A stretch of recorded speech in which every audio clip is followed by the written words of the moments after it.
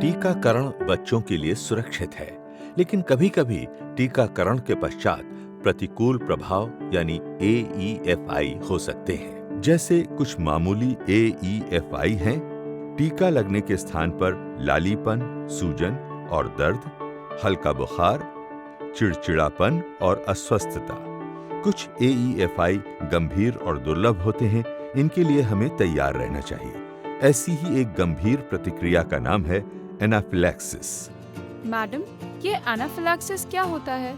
Anaphylaxis एक गंभीर allergic reaction है जो ज्यादातर श्वसन प्रणाली, हृदय और त्वचा प्रणाली को प्रभावित करता है।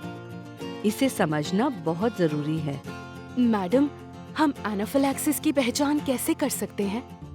रेनू, एनाफिलैक्सिस के लक्षण टीके के कुछ मिनटों बाद से लेके 1-2 घंटों में देखे जा सकते हैं और ये तेजी से बढ़ते हैं। इसके लक्षण 3 प्रणालियों में दिखते हैं।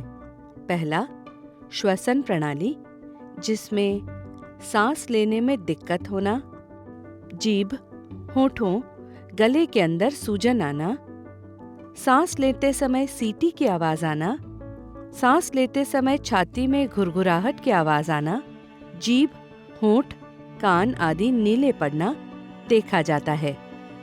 दूसरा, ये हृदय प्रणाली को प्रभावित करता है, जिसके लक्षण हैं दिल की धड़कन तेज होना, ब्लड प्रेशर कम होना, बेहोश होना और चक्कर आना देखा गया है। और तीसरा, त्वचा प्रणाली पर इसके लक्षण दिखते हैं, जैसे शरीर पर खुजली होना, शरीर पर लालीपन होना, शरीर पर लाल चकत्ते होना, सूजन आना, खासकर चेहरे, होंठ, जीभ, पलकों आदि पर। एनाफिलैक्सिस बहुत जल्दी बढ़ता है, इसलिए बच्चे पर निगरानी रखना और उसे तुरंत इलाज मिलना बहुत जरूरी है। तभी तो लाभार्थियों को टीके के बाद 30 मिनट इंतजार करने को कहा जाता है कि अगर कोई लक्षण दिखे तो तुरंत कार्यवाही की जा सके। अब इसके लक्षण दिखने पर ANM को एड्रेनालिन का एक डोज लगाने की अनुमति है। इसलिए सुनिश्चित करें कि टीकाकरण सेशन करते समय आपके पास एनाफिलैक्सिस किट मौजूद हो। मैडम, एनाफिलैक्सिस किट में क्या-क्या सामान मौजूद होना चाहिए? अच्छा प्रश्न पूछा पूजा। किट में एड्रेनालिन के 1 ml 1:1000 डाइल्यूशन की 3 एम्प्यूल, 3 1 ml के बिना सुई वाले ट्यूबरक्यूलिन सीरेंज या 3 40 यूनिट्स के बिना सुई वाले इंसुलिन सीरेंज, 3 24G या 25G की 1 इंच लंबी सुइयां और त्वचा साफ करने के लिए रुई मौजूद होनी चाहिए। हमें एड्रेनालिन की एक्सपायरी डेट का अवश्य ध्यान रखना चाहिए। और हाँ, एक जरूरी बात, एड्रेनालिन एपिनेफ्रिन के नाम से भी आता है। इसके अलावा एनाफिलैक्सिस किट में डोज चार्ट या खुराक सारणी, PHC या CHC के मेडिकल अफसर का नाम और फोन नंबर, नजदीकी स्वास्थ्य केंद्र का पता और लोकल एम्बुलेंस का फोन नंबर होना भी जरूरी है। किट में मेडिकल अफसर द्वारा दिया गया प्रमाण पत्र भी होना चाहिए। मैडम जी, एड्रेनालिन इंजेक्शन लगाने का सही तरीका क्या है, बता दीजिए ना। हाँ बिल्कुल। सबसे पहले शिशु की आयु के हिसाब से डोज चार्ट में एड्रेनालिन डोज की मात्रा देख लें। किट में मौजूद ट्यूबरक्यूलिन सीरेंज 1 ml या 40 यूनिट्स के इंसुलिन सीरेंज पर 1 इंच लंबी 24G या 25G की सुई लगा दें। इसके बाद उचित मात्रा में डोज सीरेंज में भर लें।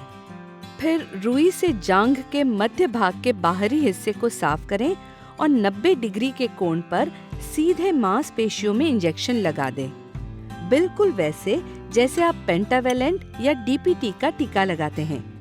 एक बात और, अगर बच्चा होश में है तो उसे सीधे लेटाकर उसके पैरों को ऊपर उठाकर रखें ताकि खून का बहाव दिल की तरफ ज्यादा हो।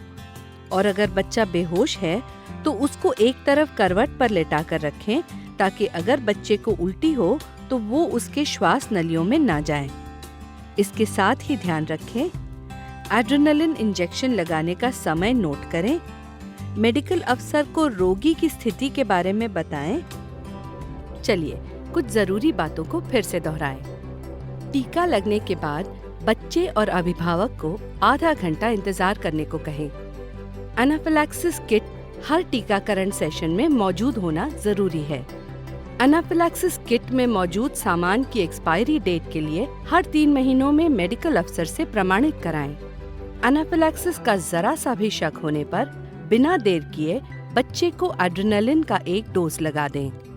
एड्रेनालिन देने से पहले शीशी पर एक्सपायरी डेट को देख लें।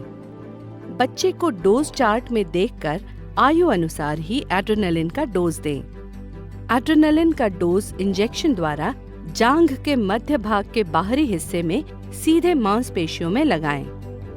एड्रेनालिन का डोज देने के बाद तुरंत नजदीकी अस्पताल के मेडिकल अफसर को सूचित करें।